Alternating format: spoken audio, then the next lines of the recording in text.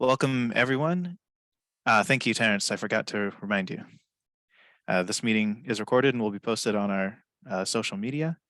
Let me go ahead and share my screen. I just have a couple of announcements for everybody. So first of all, today is our first general meeting of the new year. So thank you, everyone, for being in attendance. Glad to see so many faces, including an entire conference room. That's very exciting. Today's speakers will be Bob Grandy and Ian Barnes of Fehr Peers, who will be talking about evacuation planning under Assembly Bill 747. So moving on to, I only have 2 slides today, don't worry. The second one is we'll start with our general section announcements. So first of all, our next meetings, next month on February 23rd at noon, Brian Canepa with WTrans will be giving a presentation on Assembly Bill 2097. That has to deal with parking exemptions near transit for certain residential and commercial properties. In March, the exact date is still being determined, but we will have presentations on Senate Bill 6 and Assembly Bill 2011, which involves allowing residential in certain commercial zones, as well as Senate Bill 9, which allows for either lot splits and or ADUs in single family housing zones per general plans. And then in April, we're looking towards having our annual April student research compendium. Outside of upcoming meetings, we also have a couple of other announcements. We have, this is our first meeting of 2023, so we have our new executive officers. I'd like to ask each one to just give a quick raise as I announce you that, so I'll be serving as this year's section president. Charmin is here. She'll be serving as this year's vice president. We have Ashley as our treasurer. And then we have Terrence as our newly on the board as our secretary for this year. And Tony Henderson will be retained this year as our past president. In terms of the section roadmap, I just wanted to give a quick announcement towards, we'll be looking to have monthly events this year. You kind of see we've already got February, March, and April planned out. We have a couple other events later in the year currently planned. We're looking to have both virtual meetings as well as some in-person and hybrid meetings, so keep an ear to the ground for those. We're going to have some socials, some tech tours. I'm looking forward to a good agenda this year.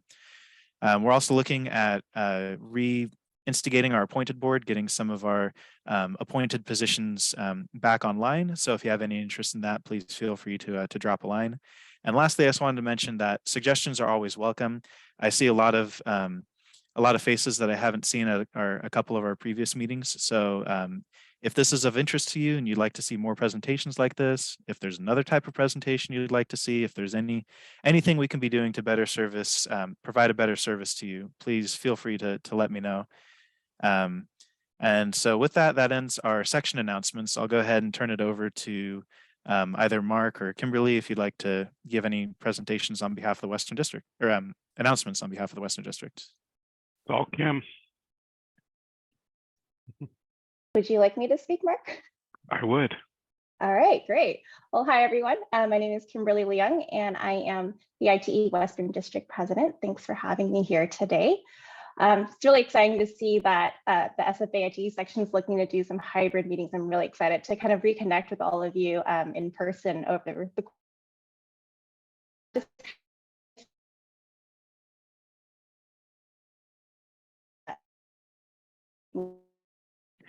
Kimberly, I'm sorry. I think we might have just lost you. I don't know if Mark, if you have any announcements while Kimberly's reconnecting.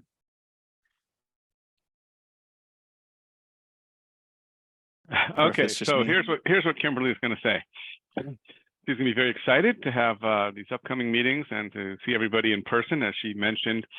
And she's going to remind everyone of 2 things coming up.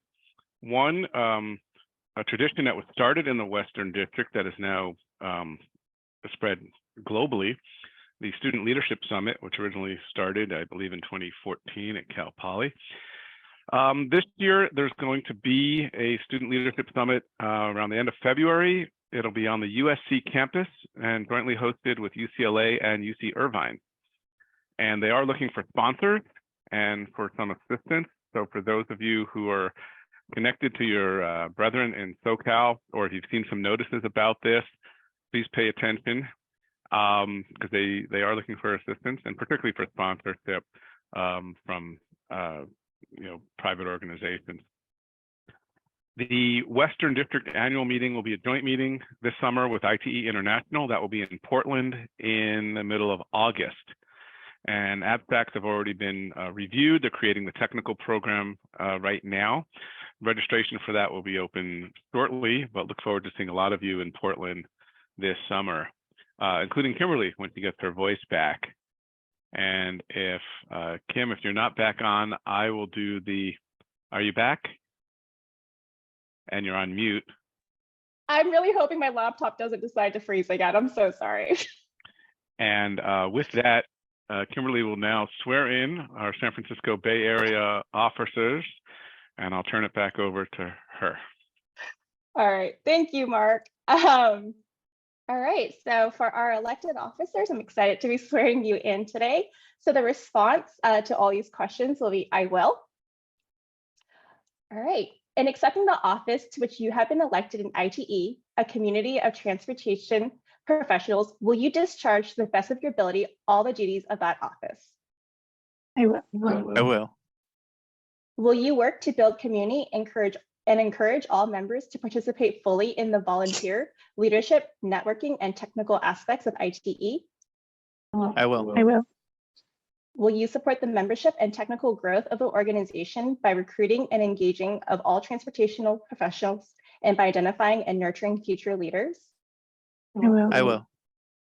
Will you promote the transportation profession's best practices and advocate for the needs of all users? I will. I will. Will you be governed by ITE's constitution and by the policies, rules, and procedures established by the board of direction? And will you collaborate with leaders at all levels to maintain consistency, quality, and performance across the organization? I will. I will. It is my pleasure to declare you installed into the respective offices to which you have been elected. Will all ITE members please, well, I guess you won't be standing, but No, please stand. so virtually what you do is you ask everyone to turn on their cameras. Oh, okay. So will all ITE members please turn on your cameras? Great. Having chosen these officers as your leaders for the coming year, will you carry out your obligation to support and assist them in achieving ITE's mission and goals? I will. I will. Please show your support by joining me in a round of applause for the new officers.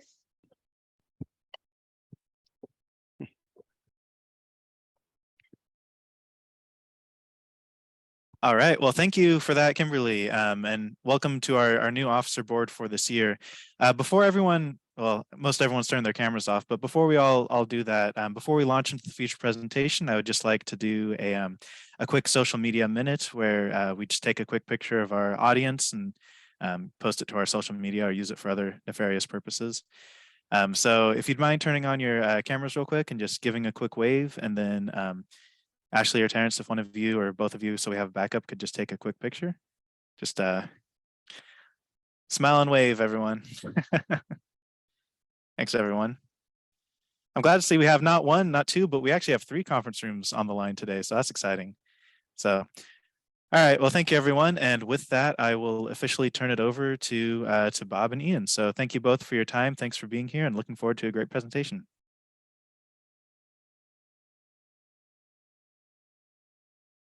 Thank you, Kevin. I'll go ahead and share screen now. Before I get started, I wanted to thank Kevin and Sherman and Ashley and Terrence and Tony for your service this year on the board. As someone who's been a member of ITE for 40 years and counting, I know how much work it is, and I appreciate all the time that the 5 of you are dedicating this year to the board and to supporting all of us as we develop as professionals. So thank you. Before I dive into the presentation, there are a fair amount of details in the slides. I do want to say that I sort of consider this the development of evacuation assessments for CEQA to be a field early in its infancy, an evolving field, and one that I think in a lot of ways may be similar to the VMT work that we've been doing since SB 743 passed and the new guidance was adopted by OPR. And so we're very early in the process, and what we talk about today may very well change 2 years, 3 years, 5 years out as things have evolved similarly for VMT. So I wanted to say that as we begin the presentation.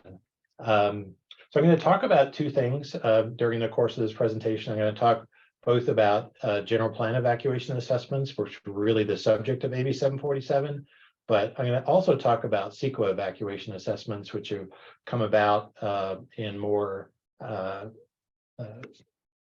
greater numbers since in the last few years as a result of a number of different events, and I'll talk about that and why we are where we are today. But in terms of the agenda, I'm going to spend the initial part of the presentation talking about how we got here, what are the motivating factors behind doing evacuation assessments, both for planning purposes and for CEQA, talk about the guidance that has been issued and what guidance is pending in this area, and then a little bit about approaches to both doing general plan and CEQA evacuation assessments. And then we'll wrap up with Ian talking a little bit about lessons learned from recent projects. So before I get started, I want to just cover a few kind of key plans that are considered in the wildfire planning process. Local hazard mitigation plans are ones in which hazard risk and vulnerability are assessed by either by a local community or in some cases multi-jurisdictional LHMP, as in the case recently for San Mateo County, where they did a local hazard mitigation plan for all the jurisdictions and incorporated them into one document. But those identify the risks, what are the major risks by community, and also talk about mitigation strategies. I think many of you are familiar with general plans. For the most part, wildfire planning gets addressed in the safety and housing elements. Many communities have been through updates or are going through updates now of those documents throughout the state. And then lastly, community wildfire prevention plan or protection plans, or CWPPs.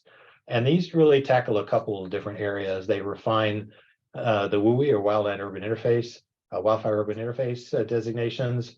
They specifically identify fuel reduction projects for the community, and they talk about education for residents and employers on how they can address reducing wildfire risk. So you'll hear those terms as we go through the presentation, and they're key ones as you're thinking about doing planning, either for general plan documents or for CEQA. So start with why are we here in terms of doing evacuation assessments, and how has that changed over the last couple of years? Well, one of the principal motivators is the wildfires that we've had, and what you see in orange and red, covering about 3/4 of the circle here, is fires that have happened in the last decade. So roughly 3/4 of the most destructive wildfires have happened in the last decade, and most of them since about 2017.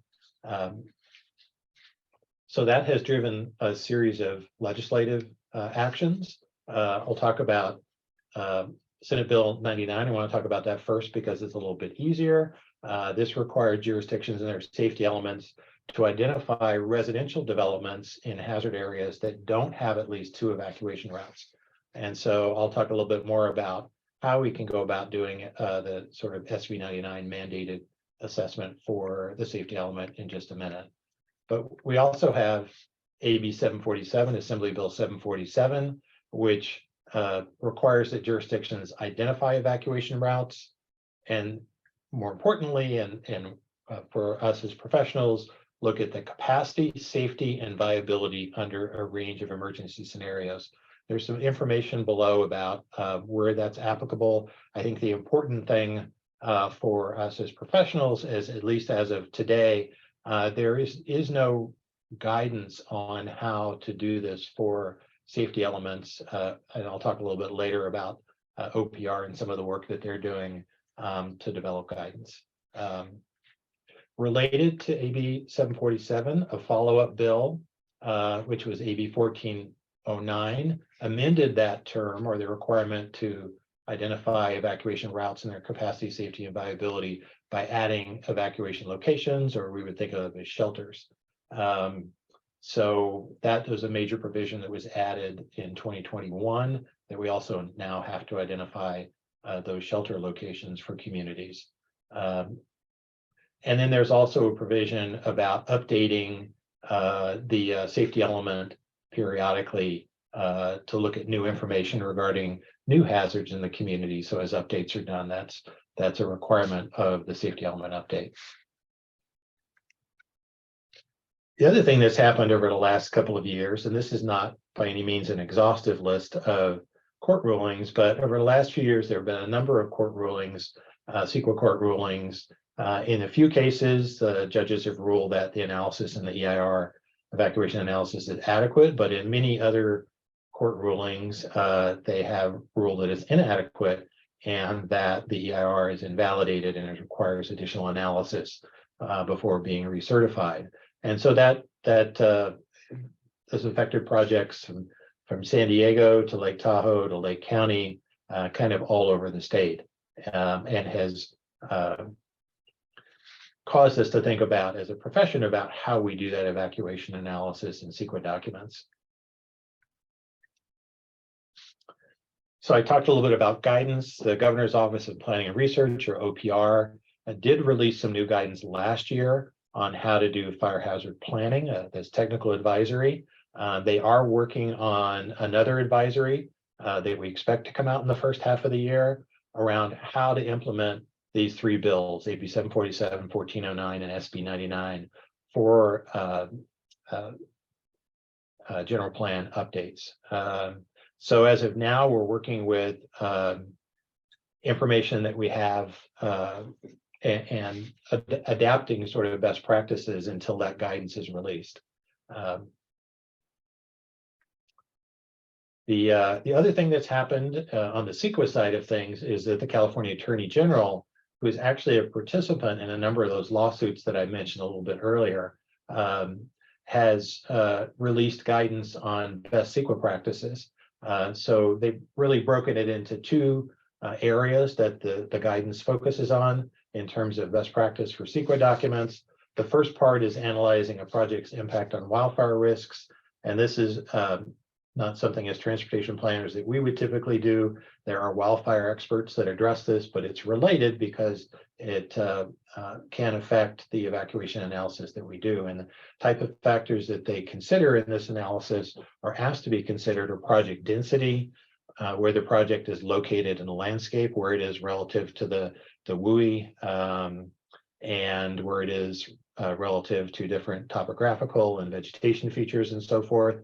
Also talks about water supply and infrastructure, things like new electrical service lines and whether those are underground. So there's a whole host of factors that the AG has indicated that they would like to see considered as part of analyzing the wildfire impacts of development projects. And so that's the wildfire risk category. The second piece of the guidance, which is what we're talking about more today, is analyzing a project's impact on evacuation and emergency access. So there's two pieces to this. The evacuation piece, which is how residents, employees, visitors are leaving or exiting an area. And the second is about how emergency providers, first responders, are actually getting access into the area. So there's two parts of this, the egress and the access to sites. And the important thing is that the AG has said that adding new development in high wildfire risk areas may impact existing residents. And so the concern here is not just about the residents of the project or employees of the project or visitors, but it's also looking at the surrounding community and what effect a new project would have on the residents, employees of that surrounding area and their ability to evacuate. So we're really looking at an area-wide assessment of the effect of a project on existing population in areas. So I have a couple of slides that bring excerpts from the AG guidance that I think are important to think about. And this is a direct quote in black and red down below. I've highlighted what I think is probably the most important provision or suggestion on how to do this type of analysis, and that is traffic modeling to quantify travel times under various likely scenarios. Unlike the OPR guidance for VMT, where they identified a series of screening 4 different screening measures where you could determine that a project doesn't need to do a VMT analysis. It can be presumed that it has a less than significant impact.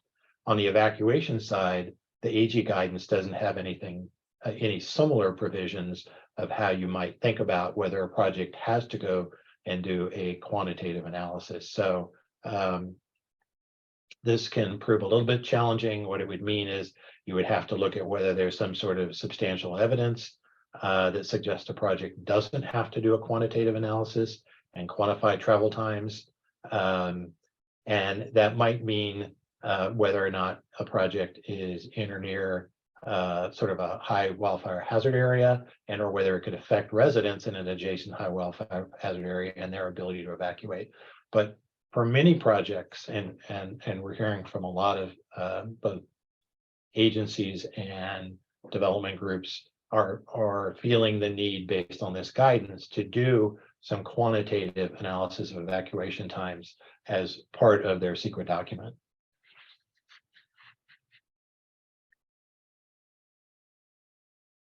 So I'm going to switch back now. That's a little bit on the guidance that's out there in terms of OPR and the AG. I'm going to switch back now to talk a little bit about the approaches that we can take to actually conducting these different evacuation assessments. The first one I'll talk about on the general plan side is the SB 99 assessment. And this is, just as a refresher, this is the assessment in determining which streets do not have at least 2 evacuation routes to them. So it's often a GIS exercise. It's recommended that you take an all hazards approach. And by that, I mean, we look not only at wildfire, but flood and a whole host of other events. And listed under the second bullet is both the natural events, which we're, I think, all fairly familiar with and think about in terms of these types of hazard assessments, but also human initiated events, which it could include things like utility failures or infrastructure failures like gas explosion or train derailments. And in some cases, these are the type of impacts that some communities want to look at in terms of the hazard. So that's the all hazard approach. So you're essentially overlaying these sort of hazard maps with infrastructure maps in the local streets. So the lower part of the slide talks about how you deal with the network side of things. We would start by looking at identifying constrained roadways. So those roadways that are cul-de-sacs or sort of single evacuation routes for residents would be the starting point. You identify all those constrained roadways. And the second thing you think about is whether or not you have sort of a minimum level of density, and CAL FIRE suggests 30 dwellings on a street. So if you have 1 or 2 or 5 dwellings, that would sort of not be of concern because you have a limited amount of evacuation traffic. Lastly, we look at sort of grouping these together. It's really effective to not just think about individual streets and a whole host of streets in a community, but also grouping them together in terms of kind of constrained parcel groups or consolidated areas of streets, if you will, zones within a community. And then lastly, start to overlaying those with hazard maps and see whether or not these constrained parcel groups overlay with a hazard. And if they do, then that would be identified or in the safety element for mapping purposes. Now, the SB 99 doesn't specify what you should do about this in the safety element. It doesn't say you need to adopt certain policies or strategies, but typically what agencies do is they take a look at that and would either adopt a policy or an action item related to those constrained parcels groups and actions that can support improved evacuation from those areas. And that could include things like early notification for areas that have limited egress routes.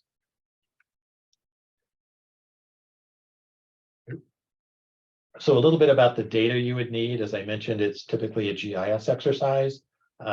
You would start by designating evacuation routes, and then looking at hazard layers, the different hazards, and take a parcel map. So those are the data sources that you would need in terms of going through an exercise. And this is an example of a flood map that was produced by UC Irvine.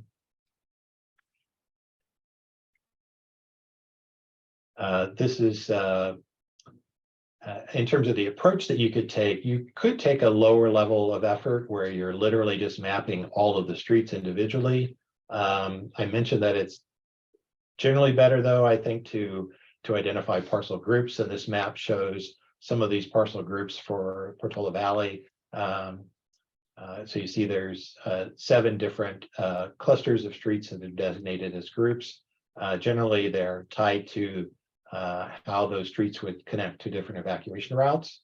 And then in this case, it's overlaid with the red, light red and dark red are the high and very high wildfire hazard zones for the community. And so this basically shows that this parcel group 6 is one that is overlaps with a very high wildfire hazard area and is an area of concern in terms of evacuation. So that's SB 99. I'm going to shift gears to AB 747 and 1409, which were, as you recall, that is where we're the requirement to identify evacuation routes and their capacity under a range of scenarios. So the starting point for this would be to think about identifying the highest risk or hazard that you're going to evaluate. Is it a wildfire? Is it a flood? Or is it a man-made event? So this is the point in the process where consulting with local experts, police, fire, and also in some cases bringing on outside consultant experts will help in order to identify what hazard you should be looking at, number one. And in the second bullet, what evacuation scenario parameters you would be looking at. What's the study area, the evacuation study area, how many scenarios, and what would those scenarios look like? How do they affect the evacuation routes? And then temporal kind of questions like time of year, day of the week, and time of day when you're going to be doing the analysis. So that would be the second step in doing that kind of analysis. And then the last thing that I would say about this is as you're strategizing about the methodology is we see a significant range in the level of effort communities are undertaking from very low level of effort to a high-end kind of simulation analysis. So there isn't this, as I mentioned, there's no guidance. There's no sort of at this point a right way to do things or wrong way to do things. There's a range of different ways to do it as long as you're addressing the issue of the capacity of these routes under a range of scenarios. And partly the decision on how much level of effort to expend depends on how the agency wants to use the CEQA analysis. And by that, I mean, if the goal is to use this to help clear a range of, for instance, housing projects and a housing element, then doing a more detailed analysis might be helpful so that those projects, as they come downstream, can use the CEQA document for coverage and won't need to redo the analysis. So a little bit about kind of the data that we need for AB 747 and 1409 analysis. And on the right here is a fire hazard map that is developed by CAL FIRE. This is recently released in November of last year. CAL FIRE released a whole new set of fire hazard severity zone maps for all the counties in the state. That's now, they're undergoing a review and comment period, and then final maps will be released sometime this year. But this is a place that you would start in terms of looking at in the red where the highest wildfire hazard, very high hazard areas are. This is for Sonoma County. Looking at evacuation routes for those areas, where the shelters are, as I mentioned, what your hazard scenarios are, and generating population data, because the underlying data sources you will use for doing an evacuation scenario are really trying to create the population of a given evacuation area at the time an evacuation order is given. So I mentioned different levels of effort, and I'll talk a little bit about sort of a low, medium, and high level that you can apply to this general plan evacuation assessments. On the low end, you could do what I would characterize as a volume to capacity assessment, where if you've got, particularly if you have a smaller community or smaller area that you're addressing that doesn't have a lot of through traffic, you can designate a few zones, if you will, or areas within that community, estimate demand, in this case, evacuation demand, how many trips you're generating from the land use, whether it's households or employees, how many evacuation vehicles are generated by household or employee. So that gives you a number of trips that you can then assign to a network and do more of a standard sort of volume and capacity assessment of different roadways, and use that to address under different scenarios, use that to address the capacity assessment requirement. So that's the kind of lowest level of effort. Medium level of effort is you could start to build on some of the GIS efforts or exercises by taking a look, for instance, at distance from different zones. And in this case, the travel demand model was used as the starting point. So these blue squares are different zones within a model. And so that's, we then took a look at how far it is to a gateway from a given centroid of a zone. And the thicker the line, the longer the distance. So that gets to the issue of the challenge of evacuating from some of the zones, and which zones have the largest challenges to evacuate. So this is also sort of a building on that sort of medium level of GIS effort. This was a Rancho Cucamonga evacuation analysis that looked at, in the, I guess I would call it a salmon color, are areas in the event of a flood, a major flood. And so what this exercise did is it looked at zones in the community that would be cut off from evacuation. In other words, their evacuation route would be cut off in the event of a flood. And so that helped with a consideration of evacuation routes that are impacted by flooding, as well as the portions of the community that would be affected. So the highest level of effort, if a community really wants to get into, I would say, get into a sophisticated analysis, and also when you're looking at a larger area where you have the potential effect of congestion on route choice, on how vehicles would choose to evacuate if there are more than one evacuation route. And in this case, if you're looking at the city of Rancho Cucamonga, where you see it's a very large grid network, and there are several freeways and multiple ways in which to evacuate. So the congestion at a certain location could affect the evacuation route of choice. So this would be using a dynamic traffic assignment type model or some other simulation model to actually simulate the evacuation trips, in this case from an evacuation notice given at 6 a.m. and how that congestion builds over time. And as you see in some of these figures, as you work your way till about 8:30 a.m., after 2.5 hours, you see the more congested routes that are identified. And so this gives you an indication of the capacity challenges along key evacuation routes, and where you might want to institute traffic management strategies for evacuation purposes.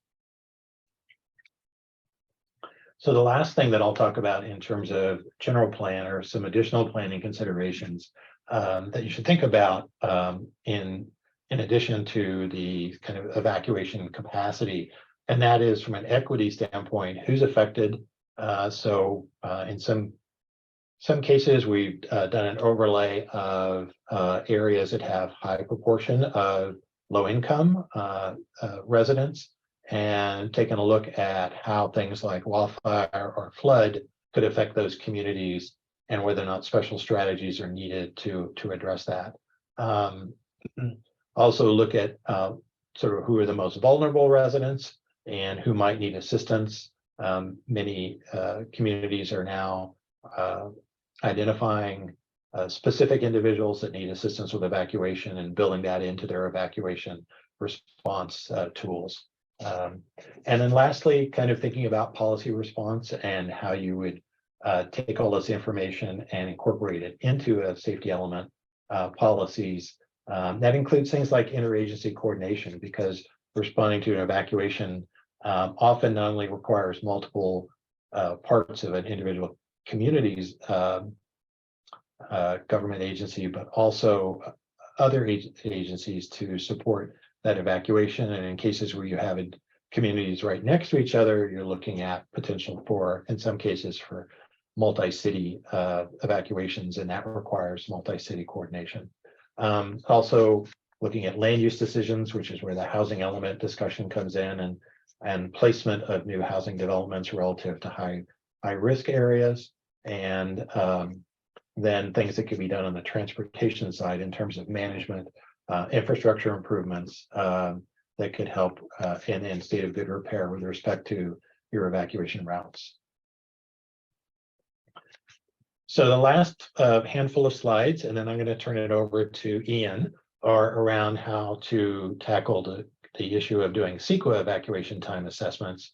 As you might remember, the highlighted phrase from the AG guidance was quantify travel times under various likely scenarios. So this is some thoughts about how to go about doing that. And as I mentioned earlier, a kind of a key early phase that we've been undertaking is to consult with both local emergency management, fire, police leaders, to talk to them about both hazards, and in this case, we're talking about wildfire, evacuation history from past events. What I found is that a lot of, if you're doing research into past fires, you'll find a lot of good information about the spread of the fire and the characteristics of the fire, but very little information on how the evacuation was undertaken, such as when was the evacuation notice given, how long did it take to evacuate. Generally, that information is not provided, so you need to piece that together. Lastly, it's very helpful to collaborate with wildfire experts. In this case, you might want to bring in additional consultants to support the effort to identify those scenarios, and to identify the evacuation parameters. Everything from what time are you giving the evacuation notice, to the area that's to be studied, to how different wildfire scenarios might affect your evacuation routes.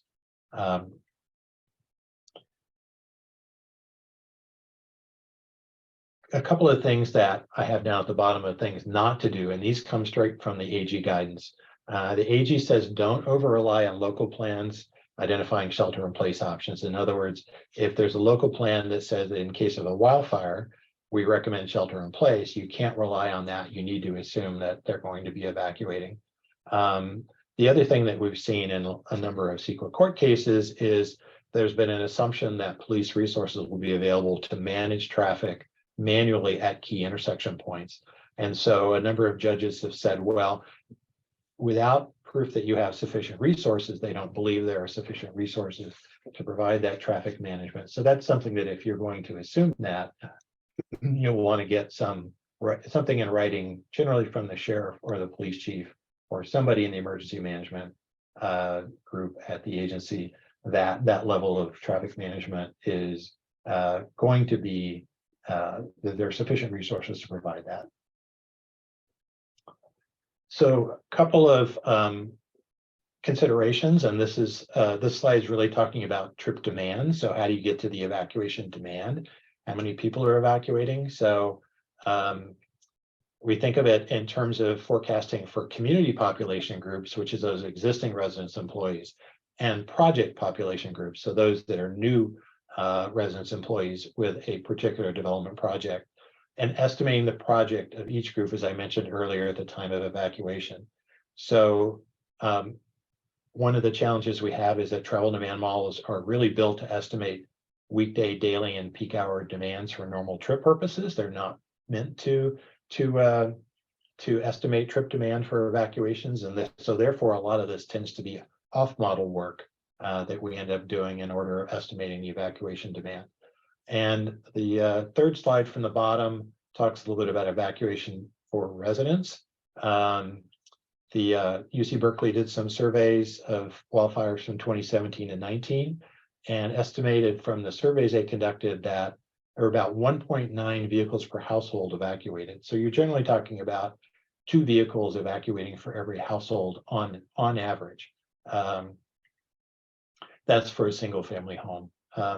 We also have to think about temporal distribution. So when does the trip start for evacuation? After the evacuation notice is given, people don't always evacuate.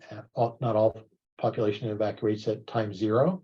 So there's a curve that you need to think about in terms of when that trip starts. And their trips will happen differently for employees and visitors who don't have much to pack and will leave on a quicker and more vertical curve. And residents will take longer to evacuate because they're packing up things, getting family together, in some cases waiting for employed residents to come back home. So these are all things that you want to think about. And lastly, you want to account for background trips on any through route. So if you have a large study area and there's a major freeway through that study area, you need to assume that at least for a portion of the evacuation that you'll have through traffic that gets built in as part of this trip demand side of things. So the other thing I'll talk about is the operational considerations, and this is how you build and analyze the network. So I think the key thing is if you have a congested or anticipated a congested network with bottlenecks, as I mentioned earlier, that may affect route choice. You would want to use for congested network some sort of simulation, or we would recommend using a simulation or DTA type model to estimate total evacuation times, because simpler models will not account for the congestion effects or on things like route choice. And again, this is a decision to be made on each project. A couple other real quick items for consideration. You need to think about accounting for reduced network capacity. So if you're thinking about using highway capacity manual type capacities for a road segment or an intersection, you might want to think about taking some downward adjustments to account for the effect of smoke and atypical driver behavior during a wildfire. And then lastly, we found that looking at evacuation times at 90 and 100% of evacuated populations are helpful considerations, because you're about 10% of residents who, based on the surveys, will not ever leave. And so understanding when you're getting to that 90% level is important, because that's probably the time when most residents who want to evacuate will evacuate. One of the other things for CEQA analysis is impact considerations. And this is where I think we could really use some additional guidance from OPR. Local agencies are required to adopt thresholds of significance. The AG has, most are starting with the Appendix G questions, threshold questions, and that's generally around whether or not the project would affect an adopted evacuation plan. But some of the AG guidance, some of the key things that the AG guidance said is local agencies should consider whether any increase in evacuation time would be significant, and that if an increase is less than significant, that it would need to be based on substantial evidence and reflect community goals and standards. So that's the things that you would need to be thinking about in terms of making a determination of whether an increase in evacuation times due to a project is significant or not. Lastly, mitigation considerations. This could range from, if you determine there's a significant impact, could range from refinements to the project, reducing density, or reducing levels of development, increasing density and consolidating it away from wildfire, from WUI areas, creating buffer zones and defensible spaces, and implementing wildfire reduction risk measures. This is all around sort of things you would do to the project to reduce wildfire risk. And on the evacuation time side, everything from demand side strategies that might reduce the number of vehicles evacuating, to supply side strategies that might increase the capacity or efficiency of the network, to communication strategies, which might include advanced warning, improved advanced warning and communication systems. Actually, this is my last slide. I did want to mention that UC Berkeley is taking a look at kind of forward thinking about where we might be 3 or 5 years from now, is taking a look at an integrated evacuation response system approach, where they have 3 modules, 3 simulations: a wildfire spread simulation, a communication model, and a traffic evacuation model that all talk to each other, where you're able to determine fairly quickly where a wildfire is starting and how it might spread, and how that links to communication needs and traffic evacuation. So with that, I will turn it over to Ian. Great. Thanks so much, Bob.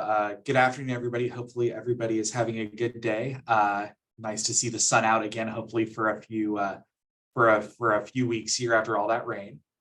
Just wanted to walk through a few lessons learned and some of the early projects that we've been seeing under AB 747 and emergency evacuation analysis for CEQA. I think as Bob had mentioned earlier, it's a really rapidly evolving practice area. So we're going to try to avoid any specific detailed lessons learned because things are so in flux, but just wanted to pass on kind of what we're seeing out there as we're going through the safety element updates and on CEQA analyses as well. So the first real lesson learned here is that public outreach is very key on these types of projects. This is a very personal part of, I think, transportation planning and analysis. In a lot of cases throughout Northern California, there's people who have been through evacuations previously.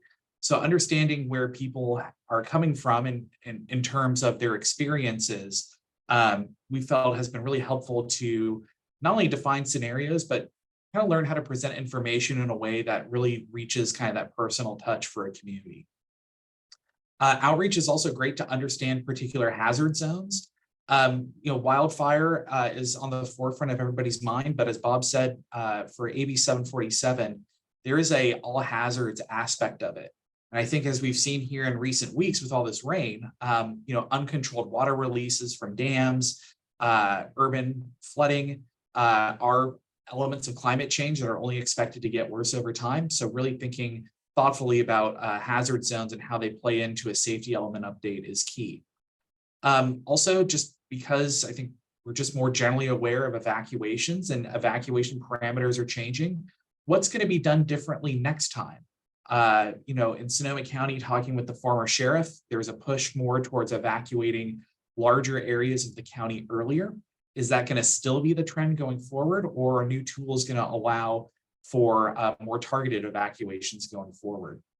And finally, another lesson learned there through outreach is how do people want to see this analysis? What's going to be that high impact visual communication?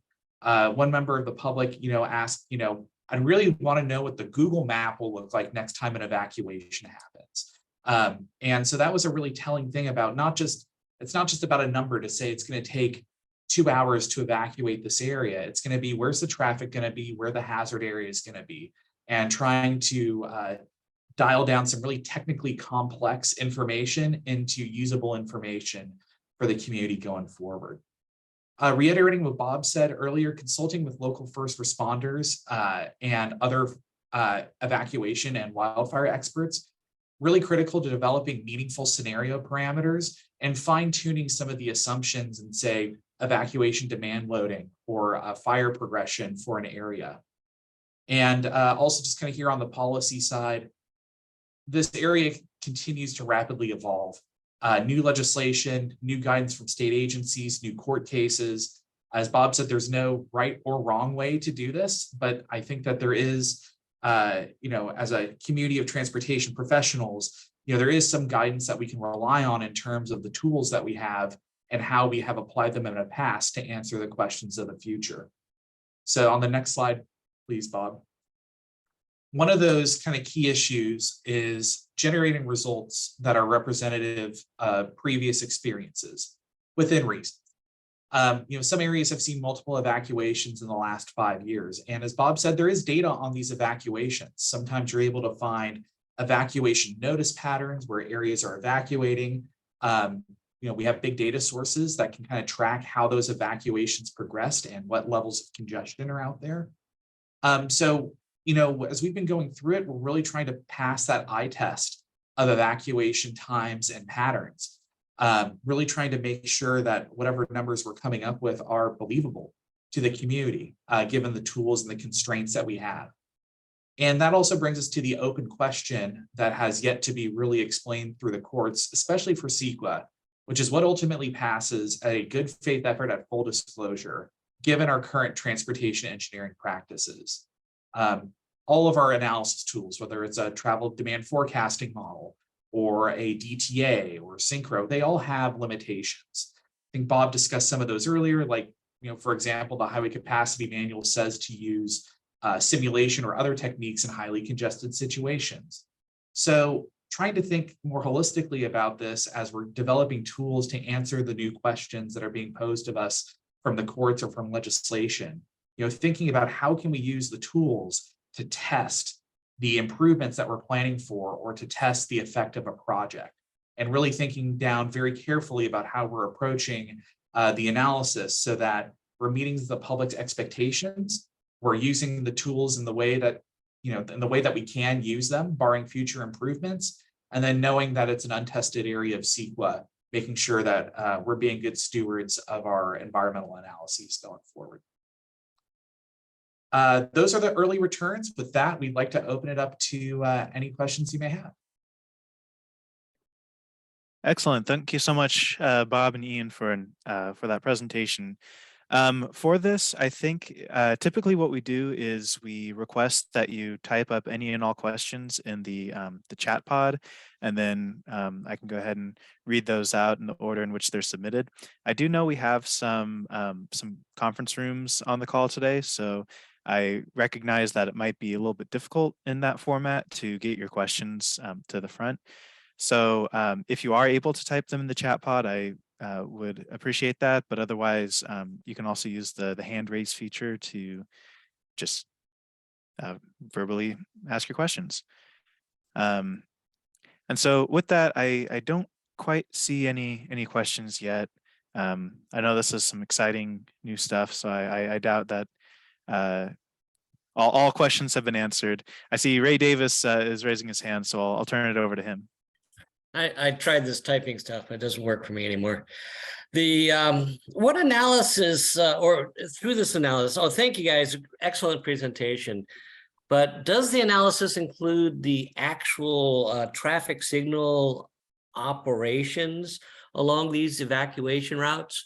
Because obviously, when you're evacuating people, you're going to have a heavy directional volume. Are the signals operating the same as they always saying, and then so you'll have some dead cycles there, or yeah.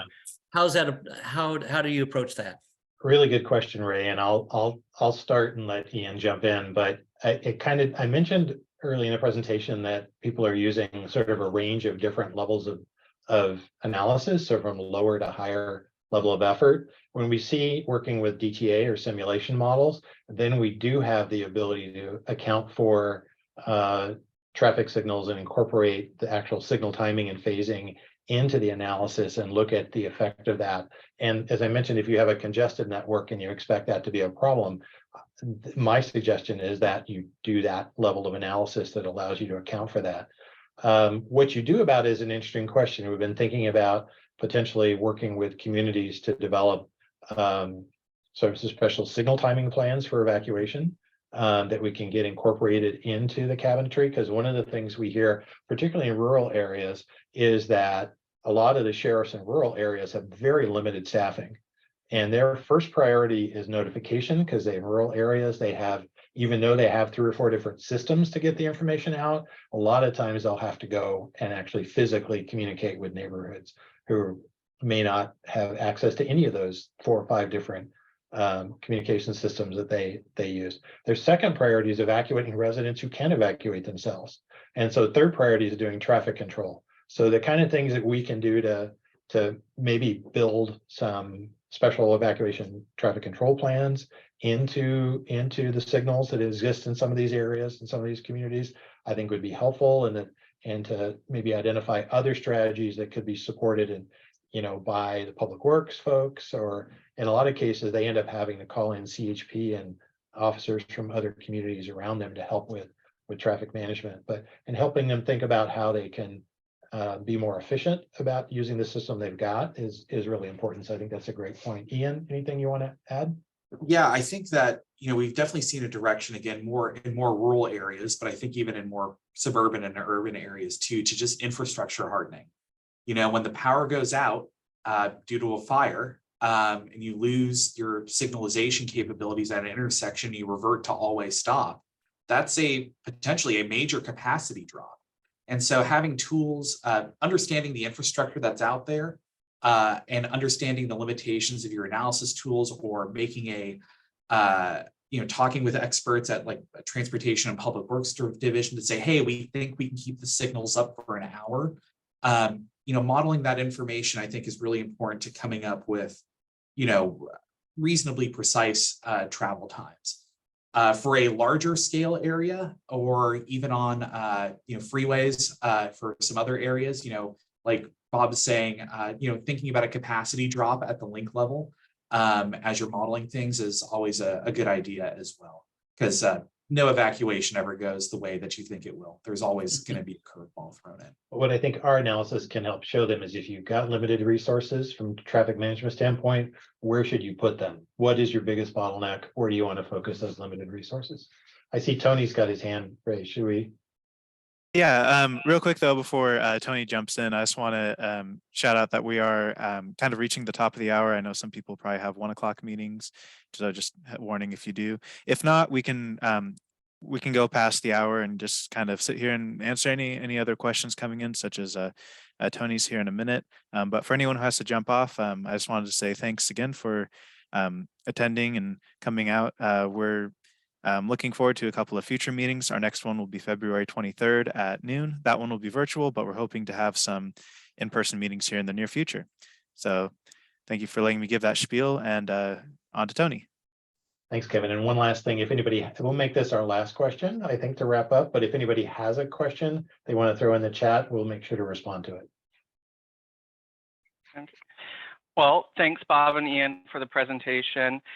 Mine's, I guess, more of a comment or more of just a thought that I'm sure is going to be coming up than a question, but I definitely can see and have seen in the past where traffic and transportation principles around reducing capacity for safety purposes, tightening corners, etc., are going to be coming in conflict with evacuation planning.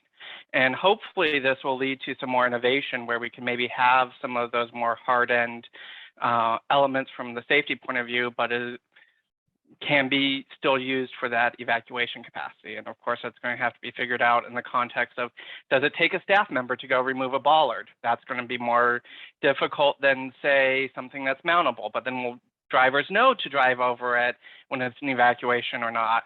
So it's going to be interesting to see kind of how that conflict grows over the years as this becomes more and more of a topic.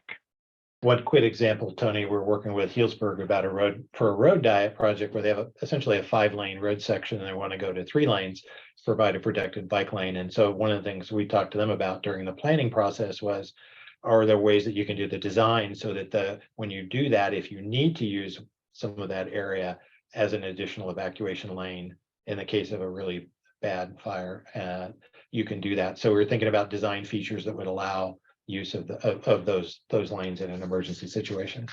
Good point. And I also want to also note that the reverse direction, the ingress of emergency vehicles into an evacuation area is as paramount in a lot of cases as the outbound evacuation. When we're interacting with first responder agencies, and of course, the first thing that everybody usually comes up with is contraflow. Well, if you put in contraflow into a neighborhood that only has one way in, one way out, the fire trucks that want to go into that community can't get in there. So that's been an interesting challenge, because we think that the lessons learned, the lessons that we see out in the Southeast or the East Coast with hurricane evacuation don't necessarily apply here. And so, thinking long and hard about, okay, are there ways to restructure the road surface, as Bob had mentioned, make sure that you have that ingress back into the community for first responders has been a topic of particular challenge since we've been embarking on this sort of work. Thank you for that. While you were giving that answer, we had another question come in asking, do you see agencies developing thresholds of significance for evacuation times recently? AG's guidelines released? And there's the answer. Nobody has, that I know of anywhere in California, has yet adopted a quantitative evacuation time threshold to say this amount of additional minutes of delay is acceptable. I'm not aware of anybody who's done that. From our research, there's no state or federal guidance on this. And so that's puts us in a sort of a difficult situation because we can't point to anything to say, is it 30 minutes? Is it 1 hour? Is it 2 hours? I think in a lot of cases it's contextual. And I think it will depend upon the conditions in individual county, how many people are evacuating, how fast the fire can move based on where the fuel is, the area where the ignition is and the fuel. So those are all sort of factors that kind of play into it. But I think it sort of maybe puts us in a position where one of the things we're looking at is if there is an increase in evacuation time, are there strategies you could employ to reduce that to make things better? So for a follow-up question now, what if a particular area is subjected to multiple types of potential, flooding, fire, tsunami, whatever, if an area is exposed to all, do you have 3 different plans for that, or? So I think the answer is you generally want to start with the worst, but it may be a situation where if you're doing an evacuation analysis, you look at 2 different kinds of hazards as part of your assessment and then understand what part of the community is affected by the hazards and would have to evacuate. And so if it's a flood, it's people who are around the water feature that's flooding. And what evacuation routes would they use and how are they affected? So yeah, you would be looking at different scenarios. That's part of that scenario assessment requirement that is in both the CEQA side and the general plan requirements. So I think you would be looking at multiple scenarios and understanding how you're to respond and what strategies you might want to employ for the different types of hazards. Good question.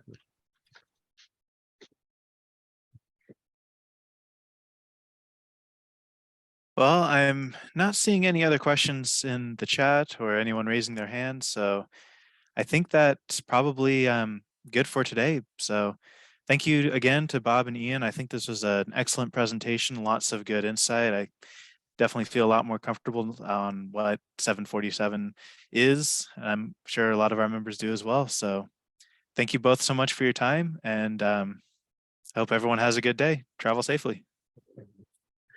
Thanks, Thank you, Kevin. Thank you.